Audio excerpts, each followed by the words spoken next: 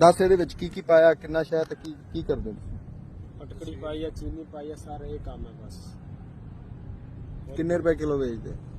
चाचा झूठ नहीं मार दे, 3000 ਨੂੰ ਕਰਕੇ ਕਹਿੰਦੇ ਨੇ ਵਿੱਚ ਸਾਡੇ ਮੇਰੇ ਕੋਲ ਸਾਰੇ ਕੀ ਕਰੇ, ਕਿਸੇ ਦਾ ਸਾਰਾ ਨਾਜ ਘਰ ਚਲਾ ਜਾਣਾ ਵਾਲਾ। ਨਹੀਂ ਤੂੰ ਇਹ ਗੱਲਾਂ ਦੱਸ ਮੈਨੂੰ ਜਿਹੜੀਆਂ ਹੈਗੀਆਂ। ਸਰ ਇਹੀ ਗੱਲਾਂ ਨਾਲ ਇਹੀ ਕੁਝ ਹੈ ਸਰ ਬਸ।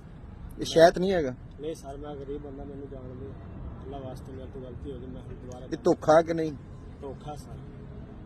ਕਿਉਂ ਕਰਦੇ ਆ ਲੋਕਾਂ ਨੂੰ? बस सर मेरे को गलती होगी, मेरे माँ को 2 लाख के बाद ही काम नहीं करना, मेरे माँ को नहीं करना सर, मैंने जान के मैं काम कमरे और सियाल है ना, मैं भी लेना है बच्चे। कुछ शर्म करो, कोई हया करो। सर मैं शर्म ਫਟਕੜੀ ਜਿਹੜੀ ਆ सर जी मैं ਤੁਹਾਨੂੰ कहता अल्लाह दिख ਨਿਰੀ ਜ਼ਹਿਰ ਆ, ਪਤਾ ਨਹੀਂ ਤੁਸੀਂ ਕਿਸ ਤਰੀਕੇ ਨੂੰ ਪਾ ਰਹੇ ਆ। सर जहर मैं मंदा जहर सर, मैं सारे काम नहीं करता इस बात बस। मेरे माँ भी तो पानी तुम छापर पाल दे बस। मैं माफी मांगना चाहता हूँ सर, मेरे को गलती हो गई, मैं माजरत मांगता सर।